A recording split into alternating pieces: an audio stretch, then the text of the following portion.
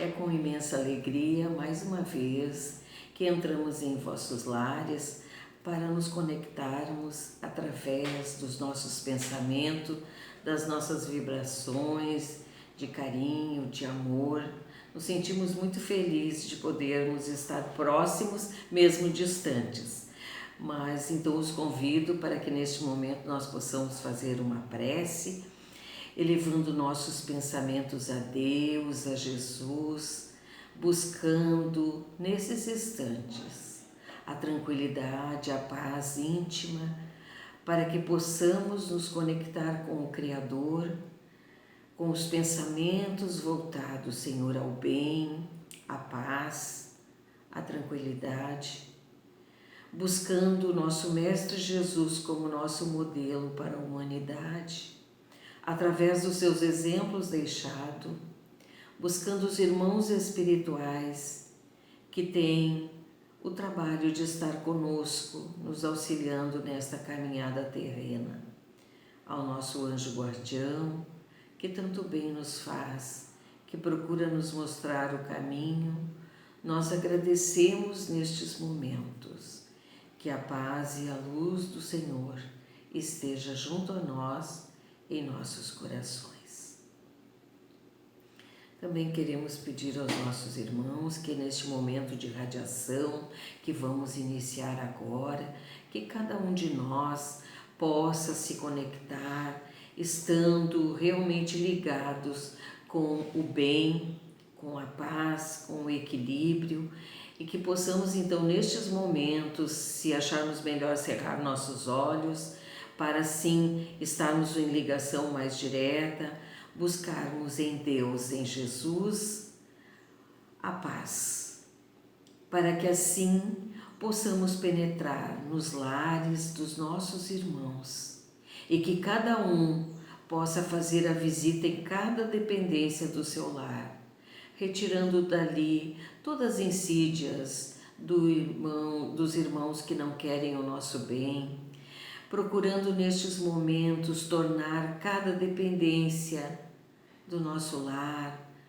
que ali haja paz, haja equilíbrio, que possamos assim, Senhor, com essa vontade, com esse propósito, com essa firmeza, estarmos presente principalmente para o estabelecimento da harmonia em nosso lar. Que possamos, Senhor, se em nossos lares estiver algum enfermo, que possamos lá, junto a ele, depositar a fé, a compreensão do porquê das dores, do porquê dos sofrimentos. Também te pedimos, Senhor, nestes momentos, pelos nossos vizinhos, que eles recebam o teu amparo e a tua proteção, assim como os nossos familiares, nossos amigos, que todos recebam nestes momentos o amparo e a proteção divina para seguir suas vidas com determinação, com boa vontade e principalmente procurando trazer a paz para si. Também nesses momentos nós vamos pedir por todas as nações, para que haja paz, para que haja compreensão entre os governantes, para que não haja nada que possa vir a tolir, Senhor, o equilíbrio das forças do bem, para que elas possam atuar nos corações de nossos governantes.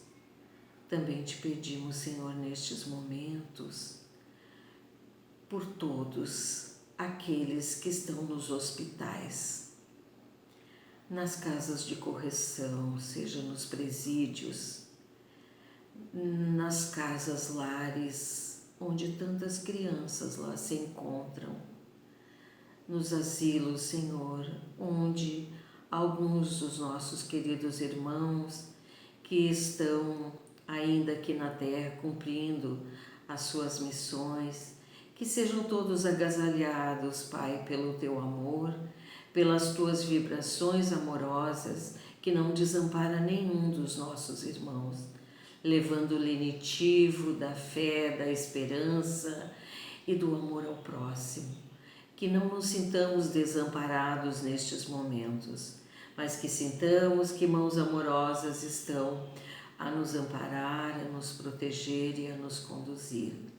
Também te pedimos, Senhor, nesses instantes, pelas vasilhas com água que tenhamos em nossos lares, que estejam sobre as mesas ou que estejam mesmo, Senhor, nas guardadas, mas que possamos vibrar para que essas águas tornem-se a medicação de que necessitamos para o nosso organismo físico, ou seja, para o equilíbrio espiritual.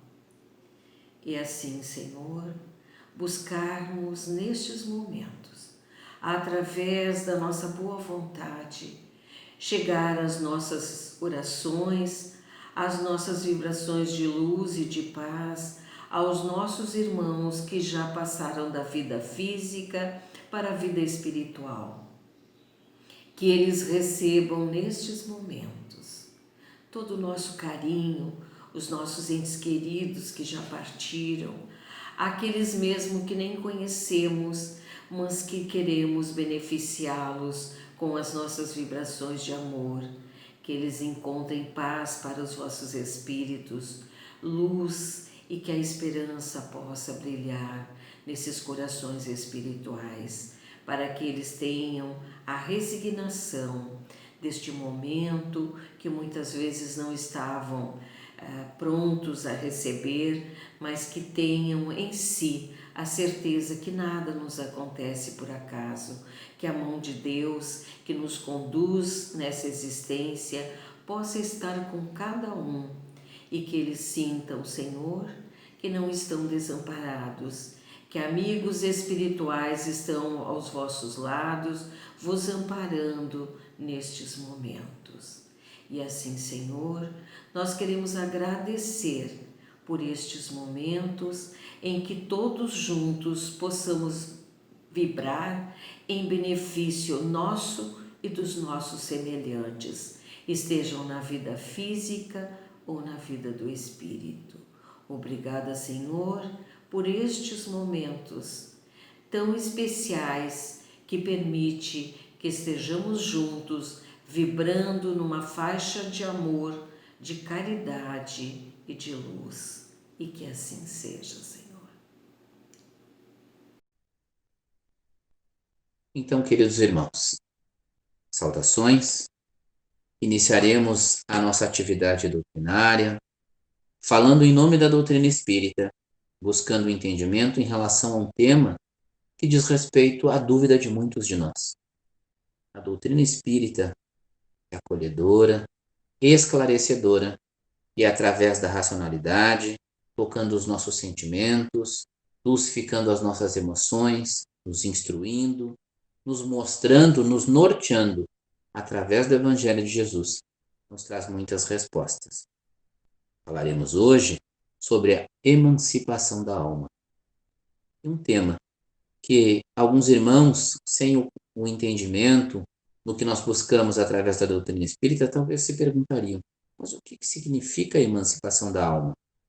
E quando nós falarmos sobre esse tema, quando falamos em emancipação da alma, nós estamos falando de algo que foi nos explicado, nos trazido pelo nosso codificador da doutrina espírita, Allan Kardec, e no livro dos Médiuns ele explica de um modo mais profundo, quando ele fala em relação à emancipação da alma, ele está falando sobre muitos assuntos que nós já ouvimos falar sem um entendimento mais apurado.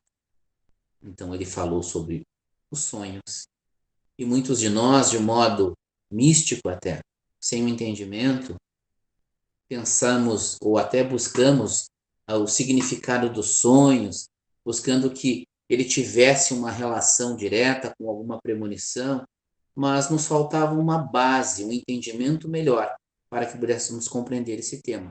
Assim como o sono e o sonho, entendendo a luz da doutrina espírita, mas também a transmissão oculta do pensamento, falando sobre letargia, catalepsia, as ditas mortes aparentes, também a chamada dupla vista, que depois nós explicaremos que é entendido em doutrina espírita, e o chamado êxtase. Mas entendamos então o que se fala em relação à emancipação da alma. O livro dos espíritos, a alma, é conceituada como um espírito encarnado. Essa definição traz algumas implicações, entre elas a indicação de que o encarnado vivia anteriormente. Faremos aqui uma reflexão.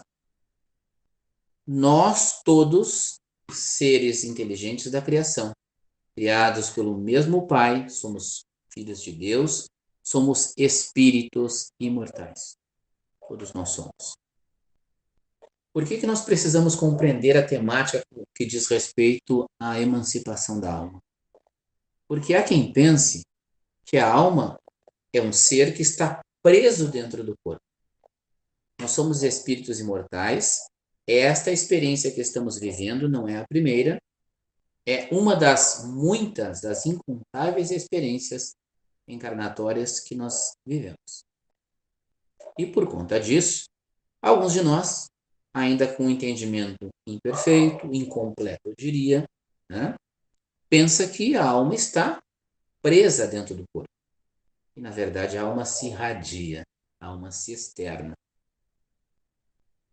Nós dizemos também em doutrina espírita que por conta deste corpo denso, grosseiro e pesado que nós estamos ocupando, que é esse que nós vemos, né, o corpo físico, se não fosse por conta dele, nós pensaríamos em estar em determinado lugar e lá nós estaríamos. Mas como nós dependemos, nós estamos condicionados por conta deste corpo físico, que obscurece, que nos limita, nós precisamos estar nesta condição. Porque nós somos espíritos de uma trajetória multimilenar e precisamos estar em contato com a matéria para vivermos todas as experiências que são necessárias ao nosso progresso espiritual. Então, buscando entender a questão da emancipação da alma, vejamos o seguinte. Assinalamos os seguintes fenômenos da emancipação da alma, relacionados, respectivamente, no Livro dos Espíritos e no Livro dos Médiuns, que é a base do nosso trabalho. Vamos falar um pouco sobre o sono e os sonhos. O sono é uma necessidade que o corpo físico tem para o repouso e refazimento das suas energias. De um modo muito simples e natural de entender. Questão cientificamente comprovada que nós precisamos deste refazimento através do repouso do corpo físico. E o corpo precisa repousar. Porém, o espírito fica semi-liberto, porque a libertação total seria a morte do corpo físico, né? Iam se extinguir as questões vitais do corpo e o espírito seria expulso dele. Teria que seguir sua trajetória e somente em uma nova encarnação, em um novo corpo, nós seguiríamos as nossas atividades de progressão, de instrução para a nossa evolução. Então, nós precisamos do sono para o repouso. Isso não quer dizer que em outros estágios, o espírito fora do corpo, na condição de desencarnado, também não precisasse de um sono de refazimento. Mas é uma outra questão. Em relação ao sono e o sonho, nós entendemos que o corpo precisa repousar para refazer as suas energias, para se recompor, para se reestabelecer, para que no outro dia, daqui a algumas horas, o tempo que lhe for necessário, ele se reestabeleça. Porém, como o espírito fica semi-liberto, ele se desprende parcialmente do corpo físico e não se afasta totalmente dele, porque está preso molécula a molécula deste corpo denso através do seu corpo perispiritual, deste corpo energético que envolve o espírito que realmente que não tem forma. E quem dá forma ao espírito é o perispírito. E é este corpo que está ligado ao corpo físico, ainda contido com o fluido vital, que o mantém vivo.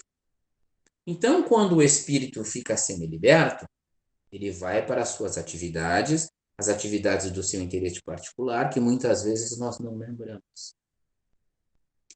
Quando nós, o corpo em repouso e o espírito se liberta e vai em diversos lugares, tem diversas atividades, nós muitas vezes voltamos com algumas lembranças imperfeitas.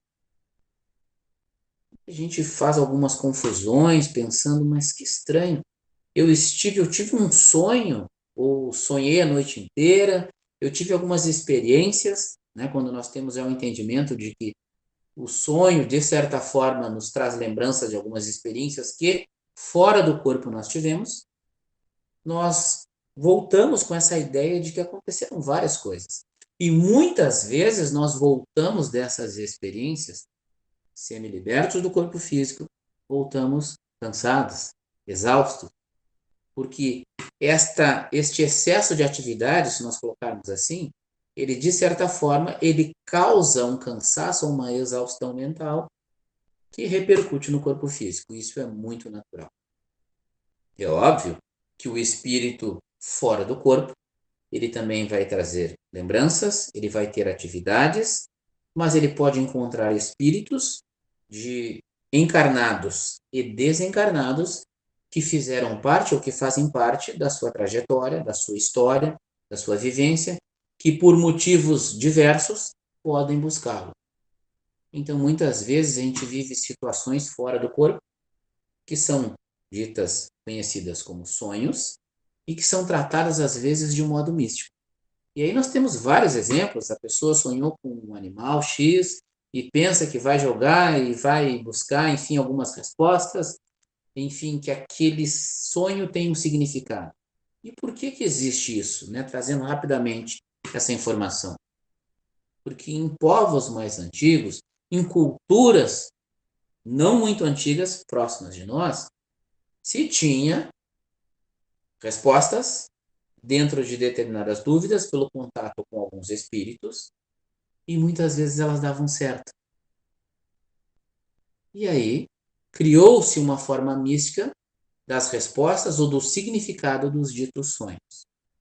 Então, por exemplo, eu fora do corpo, meu corpo está em repouso, eu semi-liberto, em determinadas atividades, recebo algumas informações que muitas vezes trazem um tanto de realidade ou não, podem trazer a fantasia dentro do que eu possa lembrar, porque eu não vou lembrar de tudo, obviamente, e eu posso, dentro daquilo, de algumas verdades que vivi, associar aquilo a algo místico.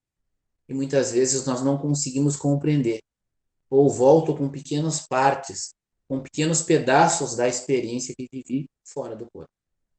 Em tese, né, de um modo muito sucinto, porque o assunto é bem mais profundo, nós falamos aqui em relação aos sonhos, aos sonos, aos sonhos, de um modo muito sucinto. Mas aqui, o sonho é um recurso divino por excelência que permite a qualquer pessoa comunicar-se com espíritos encarnados e desencarnados, sobretudo os que lhes são caros, independentemente do fato de possuir faculdade mediúnica, desenvolvida ou não, porque não tem nada a ver com a questão mediúnica, e sim com atividades do espírito fora do corpo. Muito natural. Mas vamos falar então da transmissão oculta do pensamento, que muitos também trazem a transmissão oculta do pensamento ou a telepatia como se fosse um poder de alguns. E a comunicação mental, ela é um recurso de todos nós espíritos. Nós trocamos, nós nos comunicamos o tempo todo. Porque a comunicação verbal é a mais grosseira. Nós somos espíritos ainda imperfeitos e um tanto atrasados. Espíritos mais evoluídos, de uma ordem mais evoluída, esses espíritos tratam ou se comunicam na condição mental. Mas observemos. A telepatia ou transmissão do pensamento é a comunicação instantânea em duas pessoas, possibilitando-as compreender-se apenas pela linguagem da mente, mesmo que ambas estejam acordadas. E aí nós estamos falando aqui de dois indivíduos que têm essa condição, que têm essa sensibilidade de comunicar-se mentalmente. Sabe aquela ideia que por vezes eu penso e determinado companheiro captou e que se brinca com isso, captou minha mensagem? Esta afinidade que temos entre as partes. Às vezes um amigo muito próximo um familiar muito querido, e nós temos esta afinidade. Porém, esta comunicação mental, esta comunhão, esta afinidade, ela não se dá somente nesta condição. Os nossos pensamentos, eles pululam por todo o universo. E quando nós, em frequências semelhantes, exemplo, um companheiro que pensa positivo, que pensa no amor, que pensa no bem, ele vibra numa frequência, numa onda mental, porque o pensamento se expressa dessa forma, nesta frequência. Ele irá captar as energias, os pensamentos, a forma de pensar, a comunicação mental de todos os companheiros que vibram nesta frequência mental. Então, isso é muito natural. Não pensemos que é um dom ou uma capacidade desse ou daquele indivíduo. A comunicação mental é a comunicação natural dos espíritos. Porém, muitos de nós, por esta sensibilidade ou até mesmo pela afinidade, conseguimos nos comunicar uns com os outros.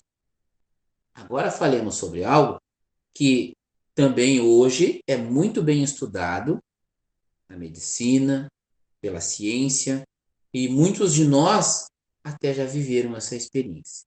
Nós temos a letargia, a catalepsia e as ditas mortes aparentes. Observemos bem o que é trazido aqui, o que a doutrina espírita fala em relação a esse tema.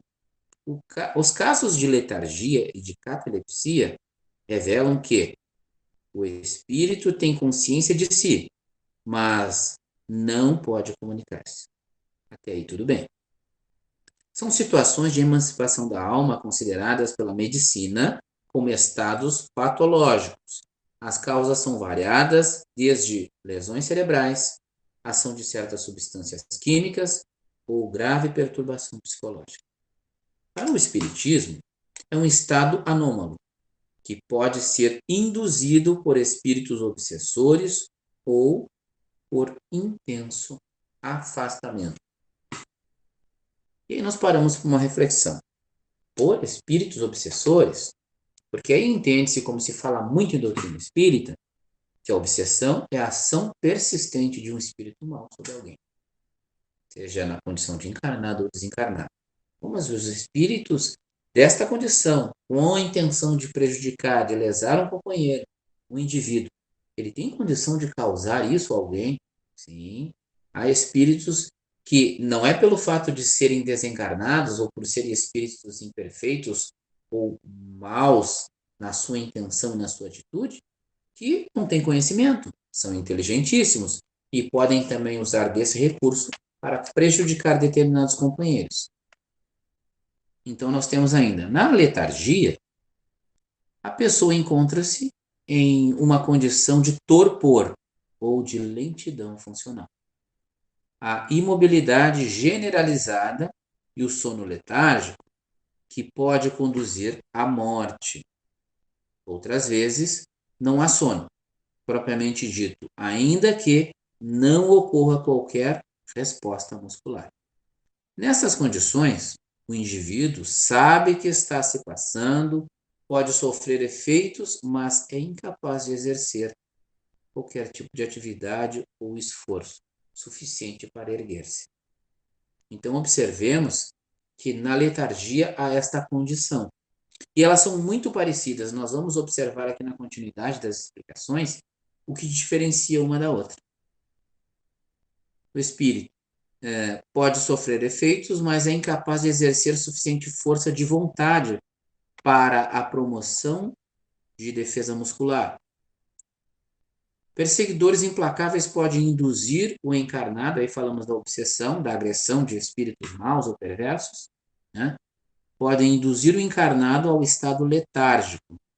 E quem já não se viu naquela condição quando, no sono, estava repousando, daqui a pouco se vê no corpo, está na sua cama e não consegue se mexer.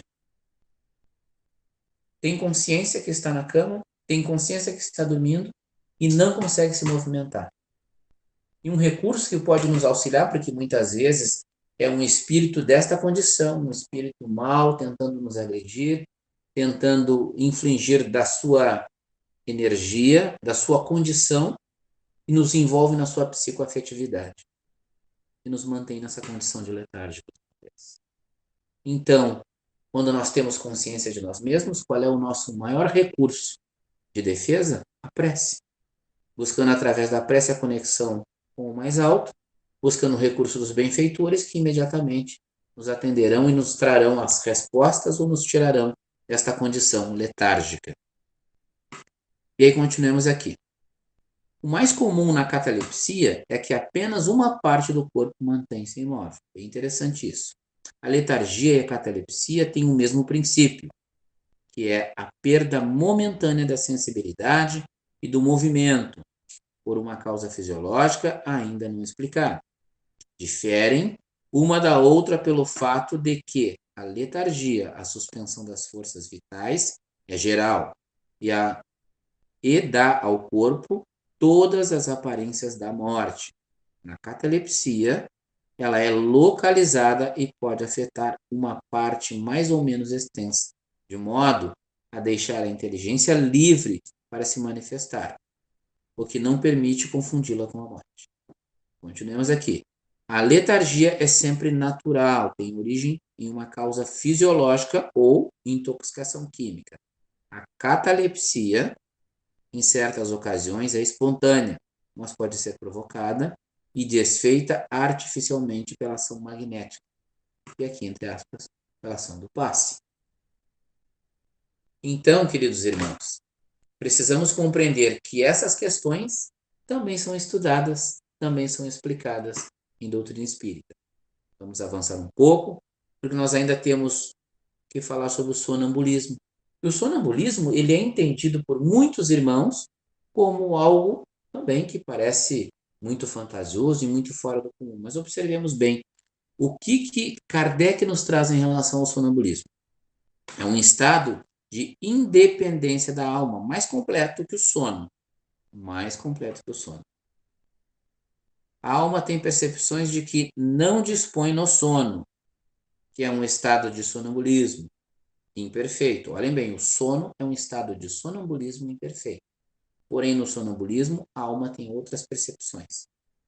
É uma situação relativamente comum nos médiuns psicofônicos. O que são os médiuns psicofônicos? Os médiuns que, em casas espíritas sérias que têm atividade mediúnica, trabalho de socorro a espíritos sofredores, são os médiuns comunicantes, que servem de instrumento para, através da passividade, a comunicação de espíritos. E nesses casos é utilizado esse processo sonambúlico. É a situação relativamente comum dos médiuns psicofônicos e psicógrafos, que, em geral, apresentam algum grau de sonambulismo. No sonambulismo, a alma se transporta ao local dos acontecimentos, mas pode também presenciá-los à distância. Então, observemos que essas questões elas são muito bem explicadas, porque se pensa, né, vulgarmente que o sonambulismo, ou o sonâmbulo, é aquele que se levanta e sai caminhando e muitas vezes dormindo. E nesses casos também explicados por Kardec, no Livro dos Espíritos, nós sabemos que o espírito se utiliza do corpo, muitas vezes nessa condição de modo involuntário. Semelhante a um balão que está lá ligado ao corpo, né, que está ligado a um poste, diríamos assim, ao corpo, o espírito lá se movimenta e dentro das suas ações fora do corpo, repercute no corpo físico. Temos também algo que é muito falado, muito trazido, a chamada dupla vista, que nada mais é que a emancipação da alma se manifesta às vezes no estado de vigília, ou seja, no estado de acordado. Eu não estou dormindo, e produz o fenômeno conhecido pelo nome de segunda vista, ou dupla vista, como chama, que dá aos que a possuem a faculdade de ver, ouvir e sentir, além dos limites dos nossos sentidos. Essa é a dita dupla vista. A condição que determinados indivíduos têm. E às vezes a gente pensa assim, nossa, mas isso é uma condição somente desse ou daquele indivíduo. Que alguns têm, mas que é muito natural e que é bem compreendida, estudada e muito falada em doutrina espírita, no espiritismo. Já, porém, o êxtase é um sonambulismo mais apurado. A alma do estático, né, daquele que passa por essa condição de êxtase, é ainda mais independente. É um desprendimento muito mais independente. O êxtase é um tipo de sonambulismo no qual a alma visita os mundos ou dimensões superiores da vida. Um dia chegaremos lá. Quem não gostaria de viver essa condição? Nosso lar e lugares mais adiantes do nosso lar. Esse que tem a condição, né, de chegar ao dito êxtase, como é entendido em doutrina espírita, gostaria muito de galgar, de conhecer esses mundos superiores. Mas nós ainda temos, que se fala na emancipação da alma, a bicorporeidade e a transfiguração. Mas rapidamente, que essas informações trazidas, elas sejam para nos estimular a buscarmos um entendimento mais aprofundado. Porque aqui é uma síntese dentro daquilo que nós precisamos compreender. Ambas as manifestações anímicas, ânimas, são da alma, são do indivíduo, são definidas no Livro dos Médiuns como variedades do fenômeno das manifestações visuais e, por mais maravilhosas que possam parecer à primeira vista, facilmente se reconhecerá que não estão fora dos fenômenos naturais. Então, isso é muito importante que nós compreendamos que todos esses fenômenos trazidos aqui, de um modo muito sucinto, a intenção é fazer com que as pessoas busquem compreender que são naturais, são de todos nós. Não existem grandes magos, grandes gurus que são dotados de poderes que os outros não têm. Todos somos espíritos, todos somos imperfeitos e todos nós temos a condição de vivermos esta possibilidade. Na bicorporeidade, o corpo do indivíduo está repousando e o espírito pode se em outro ambiente, numa outra localidade, muitas vezes distante dele, distante de onde está o corpo, se materializar e ser visto. E isso é estudado e comprovado. Allan Kardec trouxe essas informações para nós, então é importante que compreendamos. E no fenômeno da transfiguração, é quando o espírito, manifestando-se usando aquele instrumento, aquele indivíduo, aquele médium, ele pode mudar a fisionomia, a parte externa, o corpo do indivíduo. Um dos maiores exemplos de transfiguração é da transfiguração de Jesus no Monte Tabor. Quando lá, né, ele se transfigurou e apareceu somente como uma luz divina. Todas as suas vestes se iluminaram. Então, isso está nas Escrituras, está na Bíblia, muitos irmãos já leram, e parece tão fantasioso, tão incrível, mas nós encontramos o tempo todo essas experiências que nós vivemos no cotidiano e muitas vezes dentro do nosso lar, com pessoas da nossa convivência, sem que nós tenhamos uma explicação mais apurada. Mas, queridos irmãos, Livro dos Médiuns, Livro dos Espíritos, são obras que devem ser estudadas na profundidade. Nos trazem explicações mais claras, mais profundas, que podem nos libertar de uma série de medos, uma série de dificuldades que nós enfrentamos. Muitas pessoas se deparam com situações mediúnicas ou não, mas que devem ser tratadas de modo natural. Precisam de quê? De orientação. Nós somos espíritos e todos somos espíritos. O espírito não morre mais. Nós continuamos a nossa trajetória, continuamos a nossa caminhada, a nossa evolução e nós precisamos compreender o que somos, de onde viemos, para onde nós vamos. Compreender essas questões, buscarmos o esclarecimento, a orientação, nos liberta. Por isso Jesus nos trouxe e por isso é importante compreendermos. Conhecereis a verdade e ela vos libertará. Jesus nos ampare, nos conduza no melhor caminho, com o melhor entendimento, para que nós não sejamos vítimas do desconhecimento, da ignorância e soframos as consequências daquilo que ainda vemos hoje. O desconhecimento faz com que nós soframos e façamos sofrer. Quantos irmãos em diversas áreas da vida fazem ou agem como se não houvesse amanhã, como se a vida se encerrasse somente aqui. A doutrina espírita nos esclarece. A doutrina dos espíritos superiores em nome do Cristo nos trazem, nos norteiam, nos mostram o que realmente nós precisamos saber. Não é a dona da verdade, mas nos traz tantos esclarecimentos que calam fundo a nossa alma e nos deixam claro, puxa vida, as coisas parece que agora estão melhores. Eu continuo passando dificuldades, continuo sofrendo as minhas dores, muitas vezes chorando muito, mas eu já consigo entender que amanhã sempre será um novo dia. Muita paz a todos nós. Nós queremos nestes momentos agradecer a exposição que acabamos de ouvir. Todo o irmão que vem nos trazer esses recados da espiritualidade. A doutrina dos espíritos, ela nos dá uma outra visão. Então, que possamos compreender cada ensinamento e nunca acharmos que é para o nosso semelhante, que é para os outros. Sempre há de ter algo que nos toque, que nos faça compreender o quanto somos importantes nessa vida e o quanto estamos aqui para aprender, para deixarmos as nossas mazelas de lado e procurarmos um caminho melhor para cada um de nós. Então só nos resta agradecer aos irmãos que nos beneficiaram com esses ensinamentos e te agradecer, Deus de infinita bondade, Jesus que permitiu que aqui estivéssemos, por estes momentos tão especiais de aprendizado.